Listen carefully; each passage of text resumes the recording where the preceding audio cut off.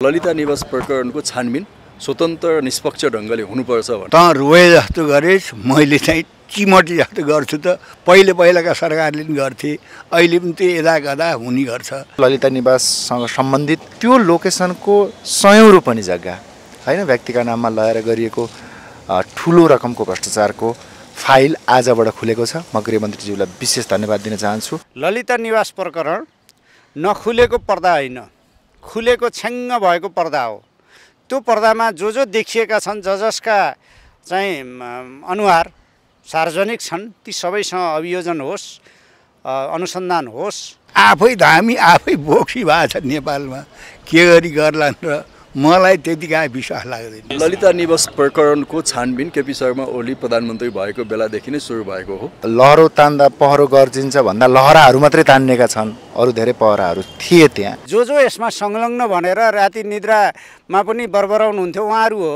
एमाले सम्बन्ध जोडिउन् कि बिमाले सम्बन्ध जोडिउन् कि काङ्ग्रेस जोडियोस् कि माओवादी जोडियोस् कि को नेता जोडिन्छ भन्नेसँग तपाईँलाई के सरकार हो? छानबिन हुनु पर्यो नि। पूर्व प्रधानमन्त्री होस्, पूर्व गृहमन्त्री होस्, पूर्व मन्त्रीहरू हुन्, को छन्, काण्डको छानबिन हुनुपर्छ। हाम्रो जोडदार माग नै यही हो। काङ्ग्रेस र माओवादी साथीहरूलाई चित्त बुझेन भने यो संसद भवन भत्काउनु पर्यो। त्यहाँ वीरेन्द्रको नाम छ, उहाँको त हिजो त शालिग त भत्काएकै हो। पुष्पकमल दाहालको सरकार सङ्कटमा छ, सङ्कटमा पर्दैछ। आज बजेट संशोधन भइसक्यो। हामी यसपटक चौथो दलको रूपमा स्थापित भइरहँदा 84 सालको तनाव चाहिँ गठबन्धनलाई लाग्यो कि भन्ने नै हाम्रो बुझाइ हो। धेरै मुसाको शासनभन्दा दुईटा पार्टी मिलेर चाहिँ अगाडि बढ्दा ठिक हुन्छ। पशुपति पनि भत्काउने भने जानु पर्यो नि त भत्काउन। केपी ओलीको त्यहाँ नाम छ, विद्या भण्डारीको नाम छ, राष्ट्रपति रामचन्द्र पौडेलको संयोजकत्वमा एउटा छानबिन समिति बनाउने। त्यसले पनि पुगेन भने माओवादी लडाकु ल्याएर गोइला ल्याएर छानबिन गर्ने। कल्पनाका कुराहरू हुन्। बजेटको बेला अलिकता यो केही असन्तुष्टि देखिए, यही बेला हान्नुपर्छ भनेर केपी ओलीले हान्नु भएको। अहिले गठबन्धन परिवर्तन हुँदैन र लहरो तान्दा पहरो गर्जिन्छ भन्दा लहराहरू मात्रै तान्नेका छन्, अरू धेरै पहराहरू थिए त्यहाँ। पूर्व प्रधानमन्त्री होस्, पूर्व गृहमन्त्री होस्, पूर्व मन्त्रीहरू हुन्, को छन्, काण्डको छानबिन हुनुपर्छ। हाम्रो जोडदार माग नै यही हो। हामी यसपटक चौथो दलको रूपमा स्थापित भइरहँदा 84 सालको तनाव चाहिँ गठबन्धनलाई लाग्यो कि भन्ने नै हाम्रो बुझाइ हो। प्रतिपक्षले आखिर सरकारलाई घुँडा टेकाएर छोड्यो। टेक्यो घुँडा टेक्यो, सही कुरो। नारायण काजी श्रेष्ठ, पुष्पकमल दाहाल प्रचण्डले एकपछि अर्को फाइल खोल्ने भनिरहनु भएको छ नि। यो बजेट पारित गर्नलाई हो कि के गर्नलाई हो? त्यस कारणले चाहिँ भ्रष्टाचारीलाई कारबाही गर्नुपर्छ, भ्रष्टाचारका फाइल खोलिनुपर्छ भन्ने नेपाली जनताको माग हो। धन्यवाद। अब आज राष्ट्रिय स्वतन्त्र पार्टीले एकछिन सदन अवरुद्ध गर्यो हैन, जिल्ला निर्वाचन कार्यालयलाई जिल्ला प्रशासन कार्यालयमा गाब्ने, यो चाहिँ अब राजनीतिक हस्तक्षेप हुने भयो भन्ने किसिमले चाहिँ उसले चाहिँ सदन अवरुद्ध गर्यो। यो माग जायज थियो अथवा यो सरकारले के गरिरहेको छ यो जायज थियो? यो विषय त निर्वाचन आयोगले सर्वदलीय बैठक बोलाएर सकिसकेको कुरा हो नि। यो त सरकारले अब यसलाई खारेज नगर्ने टुङ्गोमा निर्वाचन आयोगलाई नै आश्वस्त पारिसकेको थियो, पहिल्यै पारिसकेको थियो। अनि आज चाहिँ जुन भयो नि यो गतिविधि सदनभित्र, त्यही त। त्यो त अब अर्थमन्त्रीले आएर स्पष्ट पार्नुभयो, त्यो राम्रै भयो। निर्वाचन आयोगमा सर्वदलीय बैठक बसेर त्यसलाई चाहिँ खारेज नगर्ने चाहिँ सहमति निर्वाचन आयोगसँग भइसकेको कुरा हो। यो ललिता निवास प्रकरणमा पनि एकजना भाटबटेनीका मालिक चाहिँ आज पक्राउ परेछन्। यो सरकारले चाहिँ एकपछि अर्को गर्दै भ्रष्टाचारका फाइलहरू खोल्दै गएको छ भनेर पनि चर्चा त छ कि साँच्चै त्यस्तै भएको हो त? पत्याउन्न नेपाली जनताले। यसो अलिअलि गरे जस्तो देखाउने एउटा कुरा हो। आफै धामी आफै बोक्सी भएको छ नेपालमा, के गरी गर्लान् र मलाई त्यतिकै विश्वास लाग्दैन। अब ललिता निवास प्रकरणको फाइल खुल्यो भन्ने त छ नि त आज? होइन, त्यो छन् त। त्यो खुल्नुपर्छ भन्ने त नेपाली जनताको माग हो नि। भ्रष्टाचारीहरूलाई जोगाउन हुन्न, भ्रष्टाचारलाई निर्मूल गर्नुपर्छ। भ्रष्टाचारका कारणले नेपालको राष्ट्रिय अन्तर्राष्ट्रिय क्षेत्रमा बदनाम भएको छ। व्यवस्थाप्रति नै लोकतन्त्र गणतन्त्रमाथि यदि खतरा आएको छ भने त्यो चाहिँ मुलुकलाई सुशासन दिन नसकेको, भ्रष्टाचारीहरूले राज गरेको कारणले मुलुक अन्यल अवस्थामा पुगेको छ। जनताको अनास्था गणतन्त्रप्रति लोकतन्त्रप्रति पनि यही भ्रष्टाचारका कारणले पनि धेरै अनास्था पैदा भएको छ। भ्रष्टाचारीहरूलाई कारबाही गर्नुपर्छ भन्ने कुरा त विवादै भएन। यो नक्कली भुटानी शरणार्थी प्रकरणदेखि ललिता निवास प्रकरणसम्म मान्छेहरू धमाधम पक्राउ पर्दा कतै सरकार चाहिँ अब चाहिँ भ्रष्टाचारी नछोड्ने हैछ कि भन्ने भान त भएको छैन। भान त भइरहन्छ नि होइन, त्यो भान त भइरहन्छ। त रोए जस्तो गरेस्, मैले चाहिँ चिमटी जस्तो गर्छु त पहिलाका सरकारले पनि गर्थे, अहिले पनि त्यो यदा गदा हुने गर्छ। त वास्तवमा साँच्चै भन्ने हो भने चाहिँ ठुला भ्रष्टाचार नेपालमा भइरहेका छन्। त्यो भ्रष्टाचार पनि राज्य सत्तामा बस्नेहरूबाटै बढी भएको छ। त्यस कारणले चाहिँ भ्रष्टाचारीलाई कारवाही गर्नुपर्छ, भ्रष्टाचारका फाइल खोलिनुपर्छ भन्ने नेपाली जनताको माग हो, हाम्रो पार्टीको पनि त्यही माग हो। अब संसदको प्रतिपक्षी दलको नेताले नेपाली कङ्ग्रेसको सभापति शेरबहादुर देउवालाई निशर्त रूपमा चाहिँ प्रधानमन्त्री हुन आग्रह गर्नुभयो भन्ने समाचार बाहिर सामाजिक वृत्त राजनीतिक वृत्तमा छायो कि अब शेरबहादुर देउवा प्रधानमन्त्री बन्ने अवस्था आएको फेरि? मलाई त्यसबारे यहाँ थाहा छैन। त्यो के भयो उहाँहरू चाहिँ अब न्यारगार गुरगुर गर्नुहुन्छ, त्यो पनि देशका जनताका समस्यामा भन्दा पनि सत्ता र शक्तिको लागि न्यारगार गुरगुर गर्ने चलन छ। के भएको हो त्यो सबै कुरा मलाई थाहा छैन। किन यस्तो परिस्थिति आइपर्यो चाहिँ केपी ओलीले जो चाहिँ शेरबहादुर देउवालाई प्रधानमन्त्री मान्नका लागि तयार हुनुभयो? मलाई थाहा छैन, उहाँहरूसँग नै सोध्नुपर्छ त्यस्तो कुरा त। मैले उहाँहरूका कुराको जवाफ दिने होइन नि, उहाँहरूले त्यस्ता कुरा जवाफ दिन्छ। सरकार ढल्छ पनि भन्छन्, खै मलाई त्यो पनि थाहा छैन। ढल्छ भन्ने पनि त्यही सत्ताभित्रका सत्ता पक्ष प्रतिपक्षका तन्नेरीहरूले गर्छन् भन्दा मैले नि बजारमा सुने हो। अब के हो भन्न सकिन्न, ढल्न नि सक्छ नढल्न पनि सक्छ, भन्न सकिन्न। सरकारलाई विश्वासको मत दिएको एकजना सांसद त तपाईँ पनि हुनुभयो, अनि त्यो हुँदाखेरिमा चाहिँ मैले त लोकतन्त्र गणतन्त्रलाई चाहिँ अब जोगाउनुपर्छ भन्ने शर्तमा मात्रै हो। त्यसमा पनि समर्थन दिएकोमा राष्ट्रिय जनमोर्चालाई भट्टेसराप गर्ने पनि छन्। लोकतन्त्र गणतन्त्रको जोगाउनको लागि त्यस शर्तमा 33 सत्रमा हो राष्ट्रिय जनमोर्चाले समर्थन दिएको, अरू कुनै राष्ट्रिय जनमोर्चाको स्वार्थ छैन। समय दिनुभयो, धन्यवाद। अवरुद्ध अब प्रतिपक्षी दलहरूले संसद अवरुद्ध गरेको देखियो, त्यसमा राष्ट्रिय स्वतन्त्र पार्टीले सबैभन्दा पहिला अब्जेक्सन जनायो। यो जिल्ला निर्वाचन कार्यालयलाई चाहिँ जिब्राकामा गाभ्ने भन्ने विषयमा चाहिँ असहमति रह्यो। किन असहमति रह्यो? यसबाट त देशको लागि तमाम करोडौँ करोड खर्च हुने चाहिँ बच्छ भनेर सरकारले भनिरहेको थियो हिजो। के भइरहेछ आखिर बताउनुहोस् त। पहिलोका यो बजेट वक्तव्य मार्फत केही अति आवश्यक कार्यालयहरू चाहिँ बन्द गर्ने, त्यसलाई बजेट नदिने, त्यस्ता कार्यालयहरू खारेज गर्ने अर्थमन्त्रीजीले प्रस्ताव ल्याउनुभयो। त्यसमध्ये हामीले मूलतः 3-4वटा कार्यालयहरूको बारेमा उठायौँ। पहिलोका निर्वाचन कार्यालयका अफिसहरू जो जिल्लामा छन्, ती निर्वाचनको स्वच्छताका निम्ति, स्वतन्त्र निर्वाचनको निम्ति अति आवश्यक छन्। त्यसमा पनि अब हाम्रो देश आवधिक निर्वाचनको एउटा सेड्युलमा गइसक्यो। त्यसो हुँदा मतदाता नावली सङ्कलन गर्ने, त्यसलाई अद्यावधिक गर्ने, निर्वाचनको बेला कर्मचारी खटाउने, स्वतन्त्र निष्पक्ष निर्वाचन गर्ने ग्यारेन्टी गर्ने दायित्व निर्वाचन आयोगको, संवैधानिक आयोग हो। अब त्यो आयोगलाई ल्याएर सिडिओ कार्यालयको शाखा बनाएपछि त निर्वाचन कसरी स्वच्छ हुन्छ, कसरी स्वतन्त्र हुन्छ? सिडिओ कार्यालय भने त गृह मन्त्रालय अन्तर्गतको हुन्छ, त्यो त संवैधानिक अङ्ग त होइन, त्यो कुनै कानुनबाट त चल्दैन।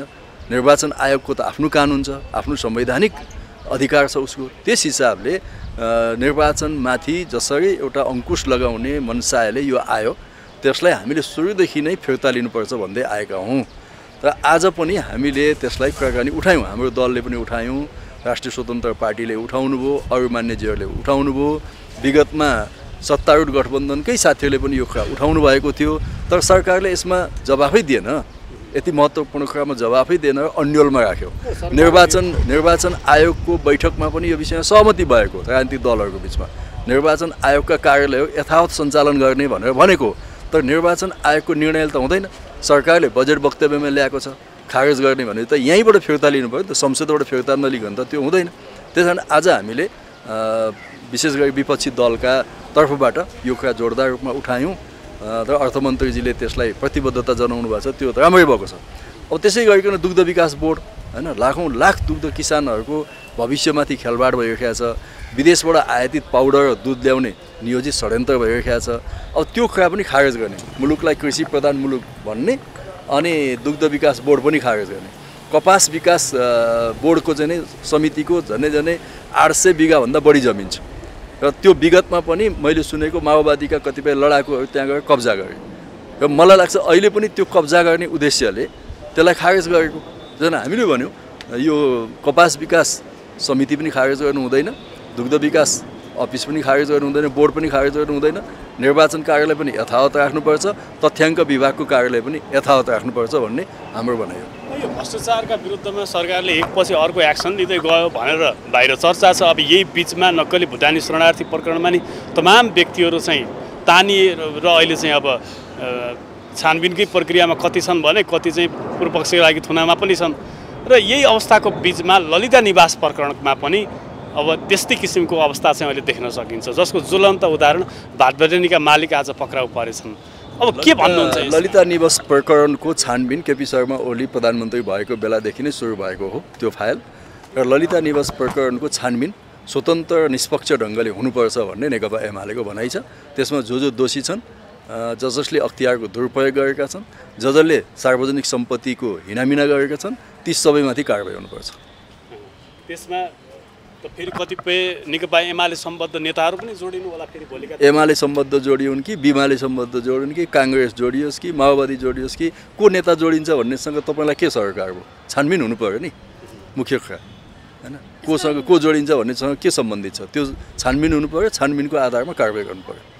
ललिता निवासमा बारम्बार जोडिएको नाम भनेको हाम्रो माननीय विष्णु पौडेलजीको, जसरी टोप रायमाझीलाई चाहिँ एमाले नाम जोडिएर अललबाट नाम लेखिराख्दाखेरि कारबाही भयो, तर विष्णु पौडेललाई चाहिँ एमाले कारबाहीको दायरामा ल्याउँछ या ल्याउँदैन, के निर्णय गर्छ भनेर आम जनता पर्खिरहेछ नि त। पहिलो कुरा त उहाँलाई अनुसन्धानको दायरामा ल्याउँछ कि ल्याउँदैन भन्ने कुरा हो, हैन?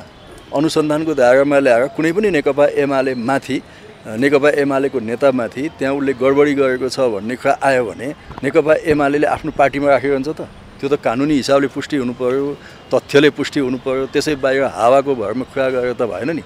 त्यस कारणले मैले पनि अघि पनि भनिसकेँ, यस्ता फन्डा यहाँ कति आइरहेका छन्। जलहरीको कुरामा एमालेलाई मुछिया थिएन, आज जलहरीको केस कहाँ पुग्यो त, हैन? अख्तियारले सबै ल्याएर जोखेर हेर्दाखेरि कति रहेछ जलहरी, किन हिजो त्यो कुरा उठाइयो, हैन? त्यस कारण यस्ता बाहिर बतासे कुरा उठाएर अनि मुलुकको ध्यान अन्यत्र डाइभर्ट गर्ने र आफूले गरेका ठुल्ठुला काण्डहरू, हैन? तपाईँको यो अयोग्य लडाकु काण्ड, हैन? अरबौँ खरबौँ पैसा बेरोजु छ।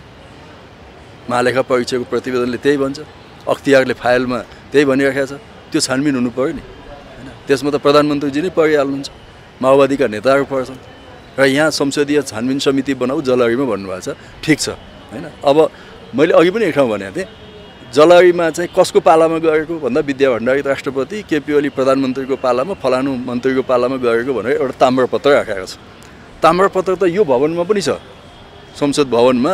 यो भवन कसले उद्घाटन गरेको? राजा वीरेन्द्रले उद्घाटन गरेको भन्ने यहाँ लेखेको छ क्या। अब हाम्रा मान्यहरू यो भवन भत्काउन जानुहुन्छ कि? ताम्रपत्र त यहाँ पनि छ। प्रचण्डजीले कतिवटा पुल भवन उद्घाटन गर्नुभएको छ, प्रचण्डजीले उद्घाटन गरेको ताम्रपत्र त्यहाँ छ। माओवादी साथीहरू त्यो भत्काउन जान्छन् कि? शेरबहादुर देउवाजीले उद्घाटन गरेको भनेर कति पुल, सार्वजनिक भवन, स्कुल होलान्, कलेज होलान्, काङ्ग्रेसको साथीहरू त्यो भत्काउन जानुहुन्छ कि? त्यसकारण यसमा मेरो भनाइ के छ भने यदि छानबिन समिति संसदीय छानबिनै गर्नुपर्ने भएछ भने गरौँला, तर त्यसमा मेरो एउटा निवेदन काङ्ग्रेस र माओवादी साथीहरूलाई के छ भने अब संसदीय छानबिन समिति भनेर यहाँ 2-4 सांसदहरूलाई त राखेर छानबिन नगरौँ। यो राष्ट्रपति जोडिएको, प्रधानमन्त्री जोडिएको केस उहाँहरूले भन्नुभएको छ, पूर्व प्रधानमन्त्री र राष्ट्रपतिलाई। अब राष्ट्रपति पनि संसदको अङ्ग हुन्छ, प्रधानमन्त्री पनि संसदको अङ्ग हुन्छ। त्यहाँ राष्ट्रपति र प्रधानमन्त्री जस्तो संवेदनशील ठाउँलाई छानबिन गर्नको निम्ति अहिलेका राष्ट्रपतिलाई संयोजक बनाएर प्रधानमन्त्री सदस्य अनि संस्कृति मन्त्री सदस्य राखेर 3 सदस्य संसदीय छानबिन समिति बनाऊ। अब त्यसले पनि छानबिन राम्रो गरेन भने आफ्ना गोरिल्ला ल्याएर छानबिन गर्ने। अब यही बिचमा जस्तो तपाईँले भन्नुभयो जस्तो चाहिँ शिलालेख लेख्ने, ताम्रपत्रमा लेख्ने हाम्रो प्रचलन छ, अरूले पनि लेखेका छन् भने त्यो एक किसिमले सही पनि छ, तर त्यहाँ त जलहरीमा नै नाम इङ्कित गरेको छैन। त्यो तपाईँ गलत सूचना दिँदै हुनुहुन्छ। यस्तो सूचना दिने पत्रकारबाट यही बिचमा ताम्रपत्र अलग्गै टाँसेको छ नि। मलाई याद छ कुनै समय केपी ओलीले भन्नुभएको थियो, मेरो म चाहिँ नरहिसके पछाडि चाहिँ कुनै मन्दिर अथवा चाहिँ कुनै पार्टी पौवा, कुनै चाहिँ ट्रस्ट अथवा कुनै चाहिँ शिलालेख अथवा कुनै चाहिँ मूर्ति मेरो नाममा स्मरणमा बनाउनु पर्दैन, म जति योगदान दिन्छु म रहँदा नै दिन्छु भनेर भन्नुभएको छ। काङ्ग्रेस र माओवादी साथीहरूलाई चित्त बुझेन भने यो संसद भवन भत्काउनु पर्यो, त्यहाँ वीरेन्द्रको नाम छ हैन।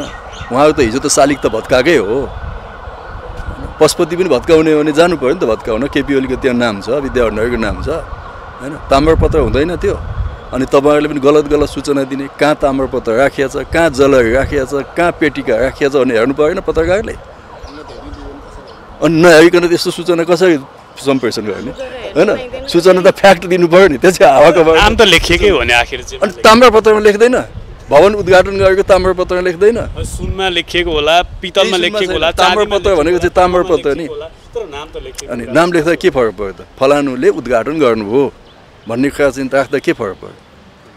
त्यो राखेको सही छैन। शौचालय उद्घाटन गरेको त यहाँ ताम्रपत्र टाँसिन्छ, यो त जलहरी गरेको सामान्य कुरा हो त्यो। त्यसो भने चित्त बुझेन भने मैले भनिहालेँ, राष्ट्रपति रामचन्द्र पौडेलको संयोजकत्वमा एउटा छानबिन समिति बनाउने, त्यसले पनि पुगेन भने माओवादी लडाकु ल्याएर गोरिल्ला ल्याएर छानबिन गर्ने। नमस्कार। नमस्ते, धन्यवाद।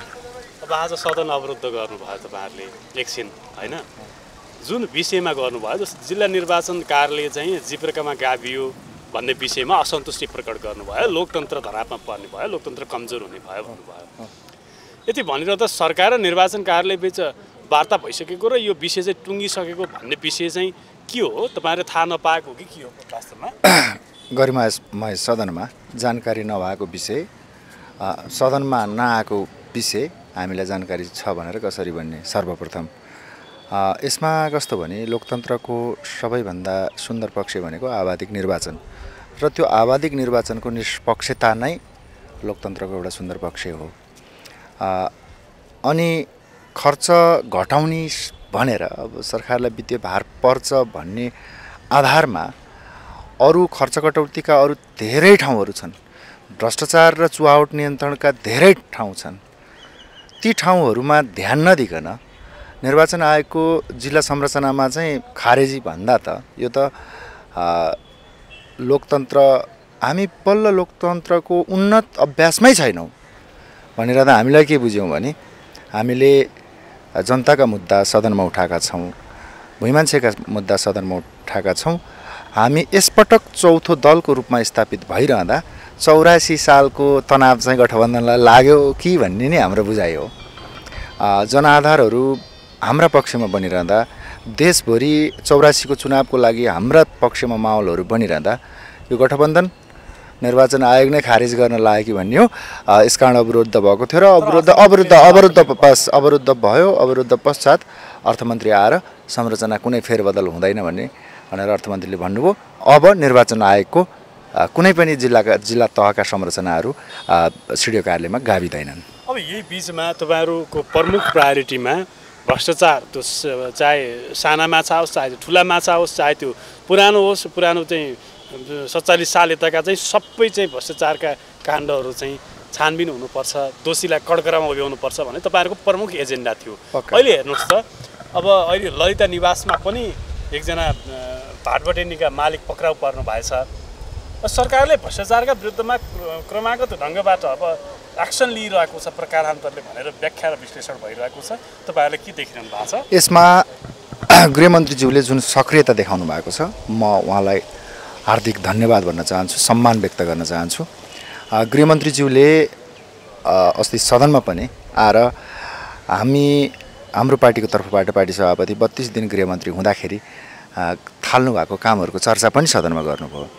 हामीले एउटा सुसंस्कृत राजनीति अभ्यास गर्नुपर्ने छ। त्यो भनेको राम्रो काम गरिराखेका कुनै पनि दलका नेता मन्त्रीहरूले गरेका कामलाई राम्रो भन्न सक्नुपर्छ।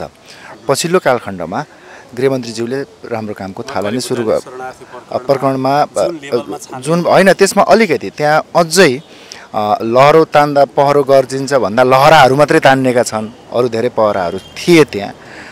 तिनीहरूलाई थुप्रै छुटेका छन् र पक्का छुटेका छन्। आरोपितहरू अझै समातिएका छैनन्। यसमा गृहमन्त्रीज्यूले पक्का फेरि यसलाई अरू अरू लहर मात्रै तान्नु भएको छ, पहरो पनि थर्काउन उहाँ सक्षम बन्नु होला, म शुभकामना दिन्छु। आजको ललिता निवाससँग सम्बन्धित एउटा राजधानीको त्यो लोकेसनको 100औं रोपनी जग्गा होइन व्यक्तिका नाममा लगाएर गरिएको ठुलो रकमको भ्रष्टाचारको फाइल आजबाट खुलेको छ। म गृहमन्त्रीज्यूलाई विशेष धन्यवाद दिन चाहन्छु।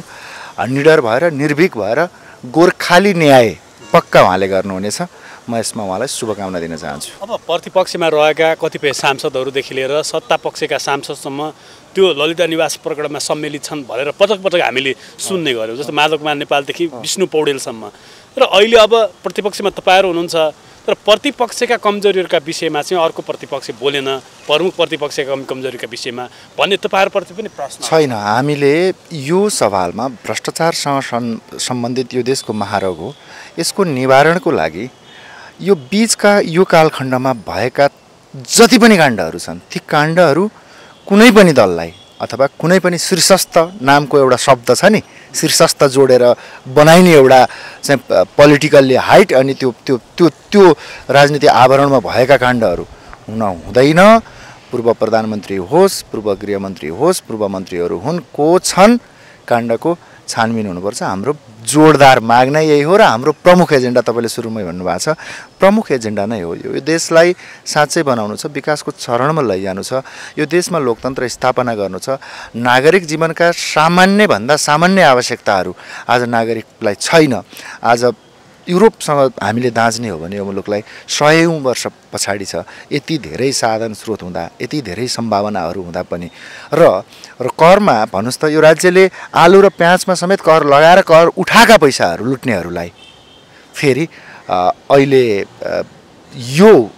म जोडिराखेको छु, यो अवसर उहाँहरूले पाउनु भएको छ। निर्मम भएर लाग्नुहोस्, यो देशको महारोग अन्त्य गर्नुहोस्। उहाँहरूलाई शुभेच्छा, शुभकामना छ र हामी यो सन्दर्भमा निरन्तर जनताको अन्तर्मनको आवाज हो यो, त्यो आवाज हामी सदनमा बुलन्द बनाइराखेका छौँ।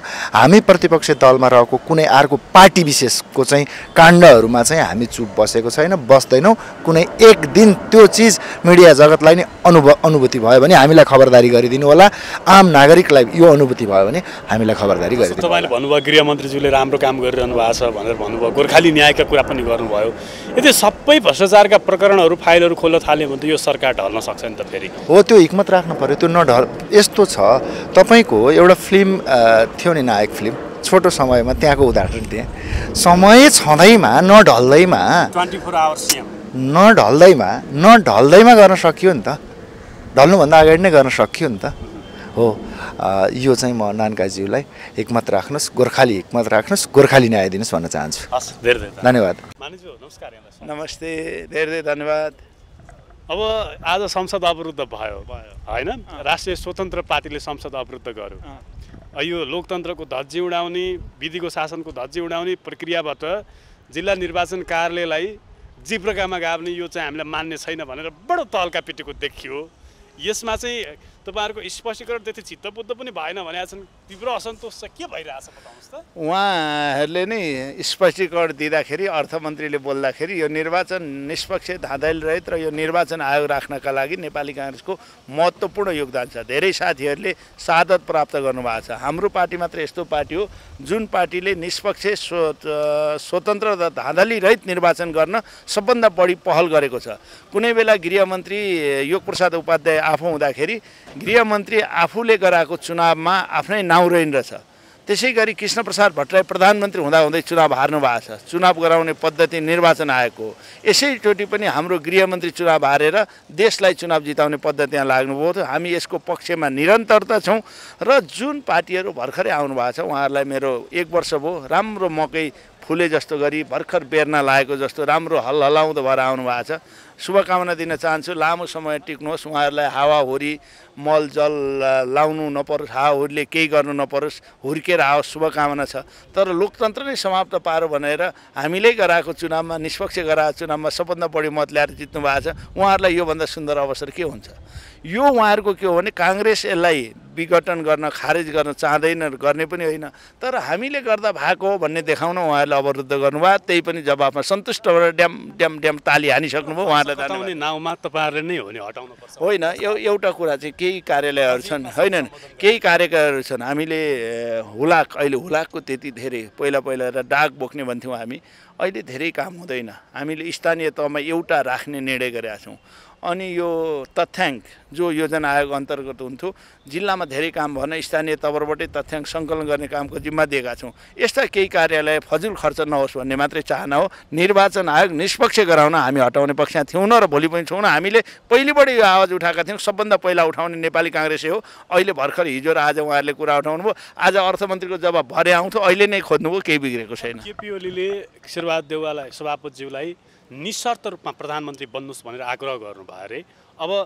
शेरबहादुर देउवा केपी ओलीको प्रस्तावमा प्रधानमन्त्री बन्दै हो होइन जतिखेर उहाँले बनाउनु पर्ने हो त्यतिखेर बनाउनु भएन जतिखेर अहिले बन्ने सम्भावना छैन त्यतिखेर प्रस्ताव गर्नुहुन्छ अहिले काङ्ग्रेस गठबन्धन तोड्ने पक्षमा छैन केपी ओलीले जे आफूसँग छैन त्यही दिने हो तत्कालै हामी अहिले गठबन्धन तोडेर नयाँ प्रधानमन्त्री शेरबहादुर देउवालाई भन्दा पनि हामी बनाउने पक्षमा छौँ न यही गठबन्धन निरन्तर जान्छ कतिपय आधारहरू कतिपय कल्पनाका कुराहरू हेर्नुहोस् यो बजेटको बेला अलिकता यो केही असन्तुष्टि देखिए यही बेला हान्नुपर्छ भनेर केपी ओलीले हान्नु भएको अहिले गठबन्धन परिवर्तन हुँदैन र प्रधानमन्त्री शेरबहादुर देउवा पनि हुनुहुन्न काङ्ग्रेस पनि प्रचण्ड नेतृत्वको सरकारसँग आजै छ किनकि के कुराहरू चाहिँ जस्तो बालकृष्ण खाँडदेखि नक्कली भुटानी शरणार्थी प्रकरणदेखि अहिले त अब ललिता निवास प्रकरण पनि फाइल खोलिन आओस् न यो त हामी खुसी छौँ तर्सित हामी हौँ हामी यसमा सबभन्दा पहिला स्वागत गर्छौँ जोसुकै होस् हाम्रो खाँडजी पढ्नुभयो गलत गरेको रहेछ भने तैँले पनि अनुसन्धानको प्रक्रियामा हुनुहुन्छ म यति भने यसमा त्यहाँसम्म मात्र होइन त्योभन्दा माथि छन् भने पनि छानबिन गर्नुपर्छ भन्ने हामी हौँ यार त्यसले किन चिन्ता गर्नुहुन्छ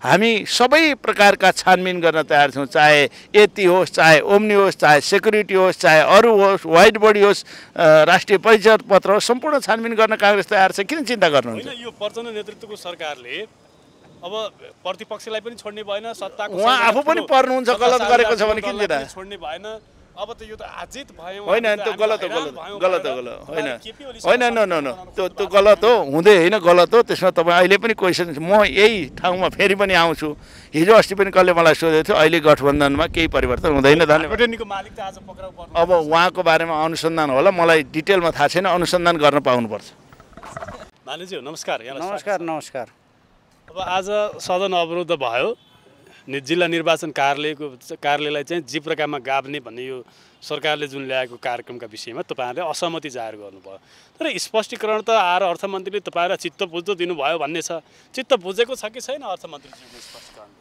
अब यस्तो छ विषय र परिणाममा हेर्नुपर्छ शैली आफ्ना आफ्ना हुन्छन् अर्थमन्त्रीज्यूले त्यहाँ खारेज भनेर लेखियो त्यस्तो लेख्न खोजे होइन त्यस्तो परेछ पनि भन्नुभयो विषयवस्तु उहाँले नै भङ्ग पार्नु भएको छ त्यसो भएर परिणाममा चाहिँ लोकतन्त्रको मूल्य मान्यता र निष्पक्ष स्वतन्त्र निर्वाचन विपरीत उहाँहरूले चाहिँ निर्वाचन कार्यालय खारेज गर्ने तथ्याङ्क कार्यालय खारेज गर्ने दुग्ध विकास बोर्ड खारेज गर्ने कपास विकास समिति खारेज गर्ने जस्ता जुन निर्णय गर्नुभएको थियो ती चाहिँ गलत छन् भनेर हामीले उठाएका छौँ निर्वाचन कार्यालय खारेज गर्ने कुरा उहाँले फिर्ता लिनुभयो अब त्यसका निम्ति अनेक ढङ्गले चाहिँ आफ्नो अप्ठ्यारो फुकाउने कोसिस भाषा शैलीमा गर्नुभएको छ यो हामी भाषा शैलीतिर ध्यान दिएका छैनौँ परिणाममा उहाँले बजेटमा ल्याएको कुराबाट पछाडि हट्नुभयो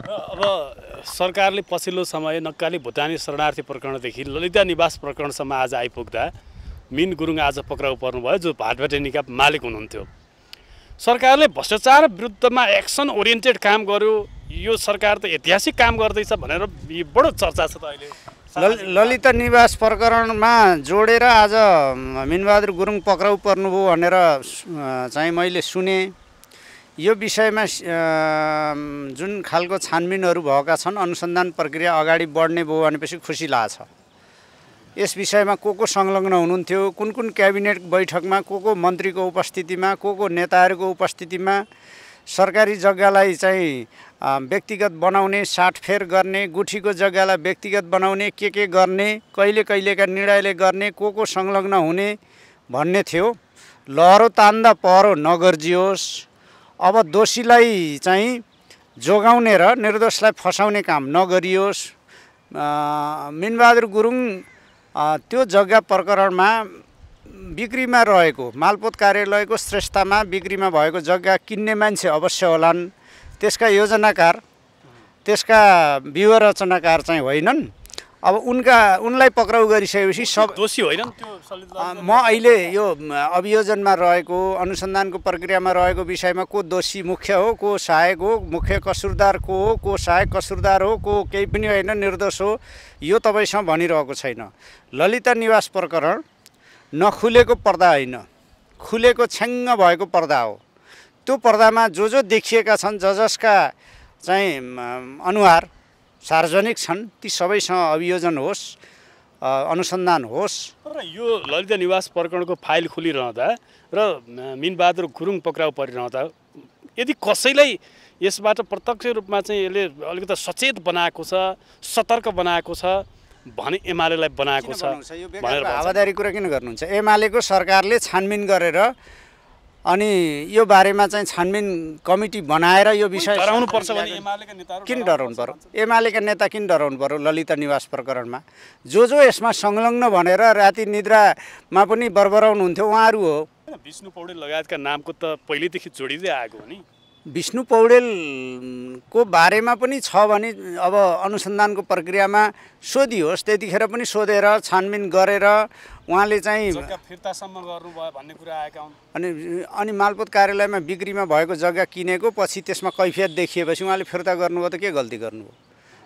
कोले क्याबिनेटमा हुँदा, प्रधानमन्त्री हुँदा, के हुँदा कस्ता निर्णय गर्नुभएको थियो त्यो त प्रतिवेदन छ त। ललिता निवास प्रकरणसँग सम्बन्धित प्रतिवेदन छ। त्यो प्रतिवेदन अनुसार छानबिन गरेर मुद्दा चलाइयोस्, पक्राउ गरियोस्, गिरफ्तार गरियोस्, यही त हो गर्नु। नेपालका ठुला ठुला घोटालाहरूमा त्यो ललिता निवास होस्, चाहे त्यो वाइड बडी होस्, त्यो यावत घोटालाहरूमा विशेष गरी ठुला राजनीतिक दल र त्यसमा पनि एमालेको हिजोको नेतृत्व चाहिँ संलग्न छ, एमालेका हिजोका मन्त्रीहरू संलग्न छन् भनेर त पटक पटक चर्चा उठेकै हो। अब यसमा पनि तपाईँहरूको नेताहरूको संलग्नता छ कि भन्ने कुरा यस्तो प्रश्न चाहिँ बनी बनाऊ रेडिमेड प्रश्न चाहिँ सोध्नु भनेर भनिएको हुन्छ कि तपाईँहरूलाई? ललिता निवास प्रकरणमा कसरी एमालेको संलग्नता भयो? आज एमालेमा हुनुहुन्न उहाँहरू, जसका जो चाहिँ ललिता निवास प्रकरणमा संलग्न हुनुहुन्छ भनेर प्रतिवेदनले भनेको छ, उहाँहरू हुनुहुन्न। कहाँ हुनुहुन्छ खोजी गर्नुहोस्। प्रतिवेदन सार्वजनिक छ, हेर्नु पर्यो भने त्यो सार्वजनिक छ प्रतिवेदन। किटान गरेर भनिदिनुहोस् न। मैले नाम किटान गर्दिनँ, त्यो छानबिन होस्, अनुसन्धान होस्, यो मेरो विषय होइन।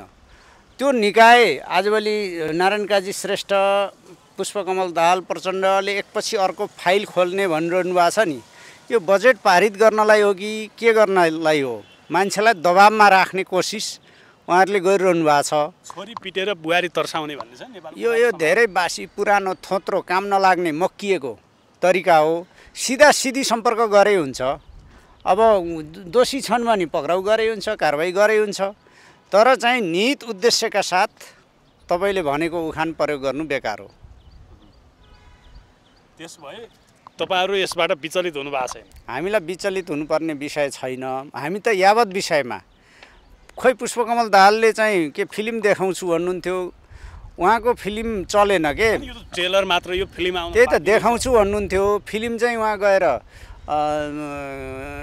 इन्दिरा गान्धी एयरपोर्टमा एउटा फिल्मको डान्स चाहिँ हामीले हेरेको होइन, त्यो डान्स बाहेक उहाँले केही देखाउनु भएन।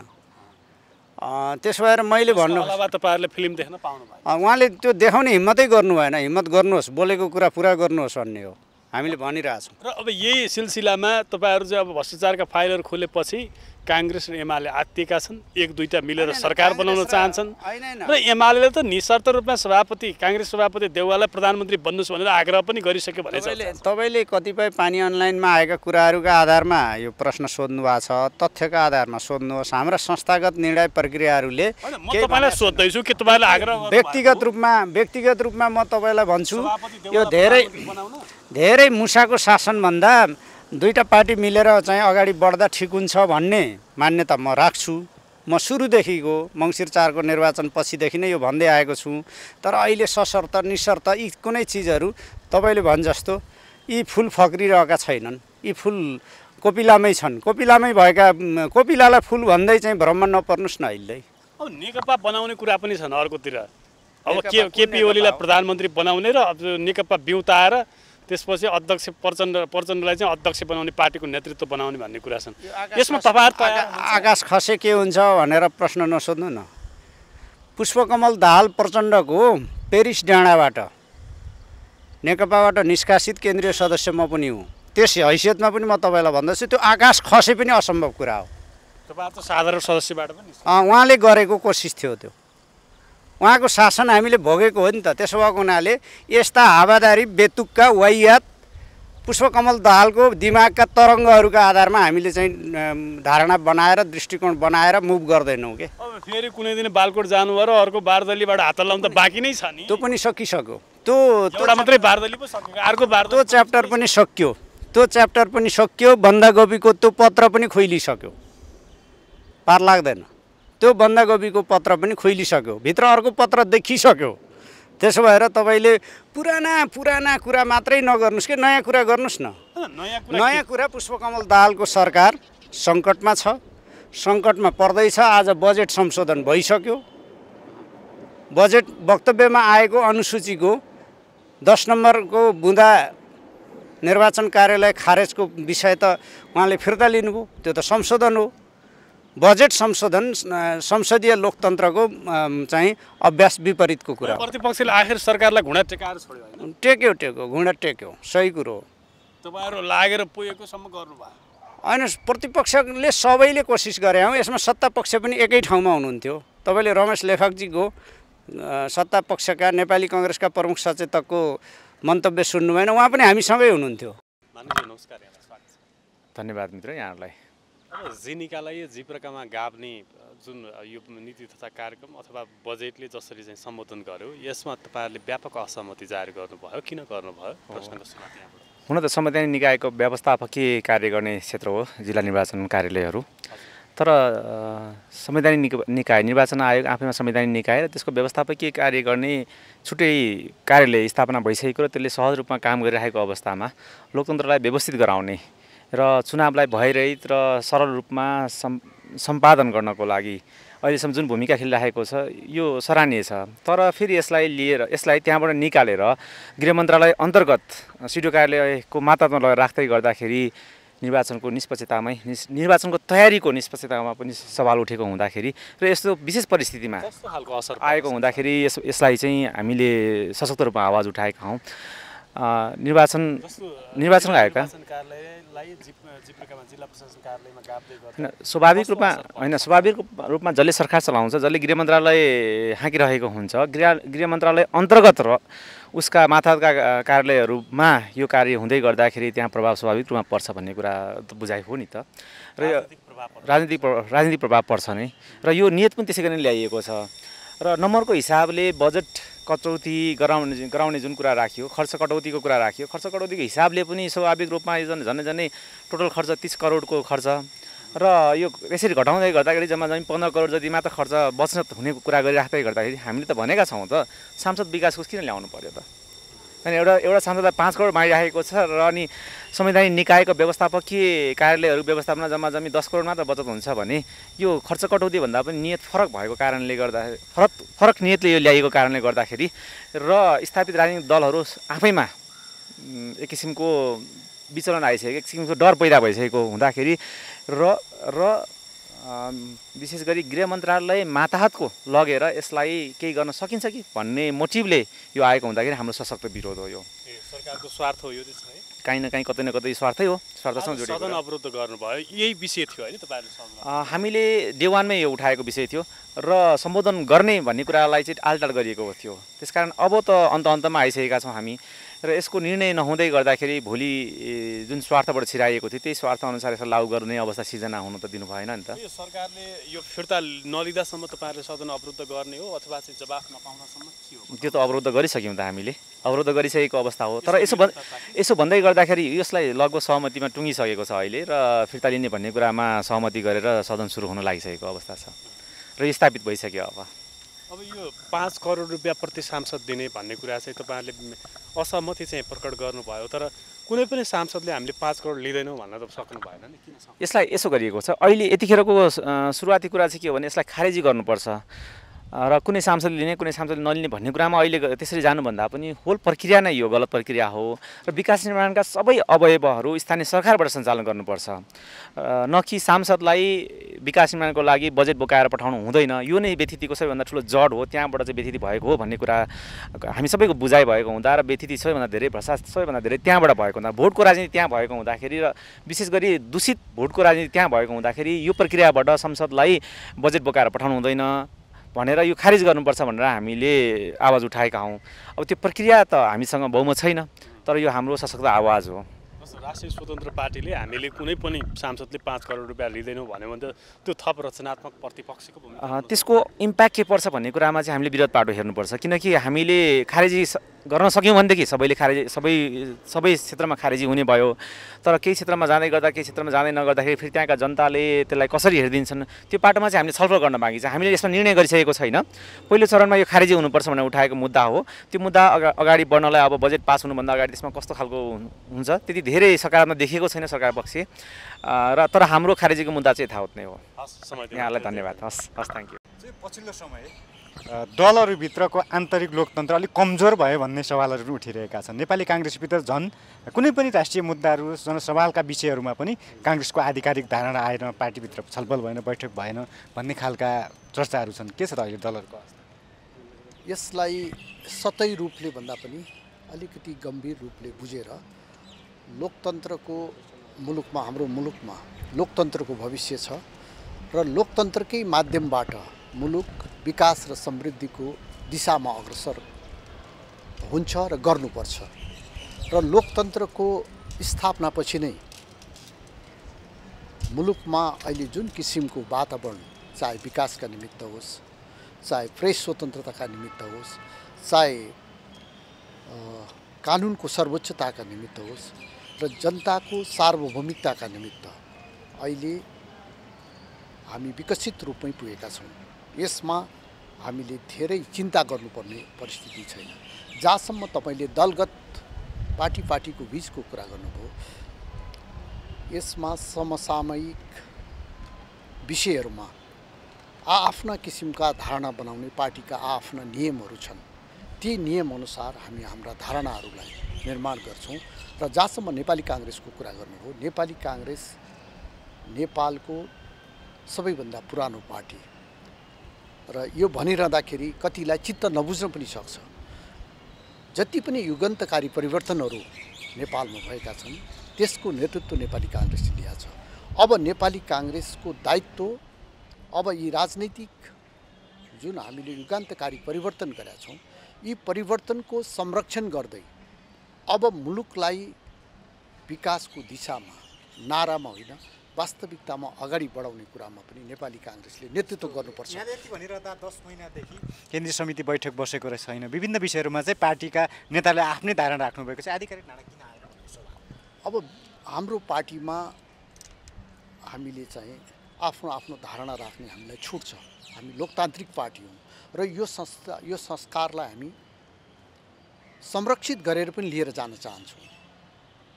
तर जो पार्टीले निर्णय गर्छ त्यो निर्णयलाई पालना गर्ने नेपाली काङ्ग्रेसको एउटा परम्परा छ, इतिहास छ र हामीले सशस्त्र आन्दोलन गऱ्यौँ, हामीले जनआन्दोलन गऱ्यौँ, सत्याग्रह गऱ्यौँ। त्यसका विषयमा तपाईँले एकताल अनुसन्धान गर्नुभयो भनेदेखि धेरै किसिमका मतमतान्तरहरू देखिन्छन्, तर हामीले निर्णय गरिसकेपछि त्यो निर्णयलाई पालना गर्नका निमित्त सबैले उत्तिकै योगदान गरेको चाहिँ परिस्थिति छ र अहिले पनि हाम्रा विभिन्न किसिमका दृष्टिकोणहरू आइराखेका छन्। ती दृष्टिकोणहरू आधिकारिक होइनन्। आधिकारिक दृष्टिकोण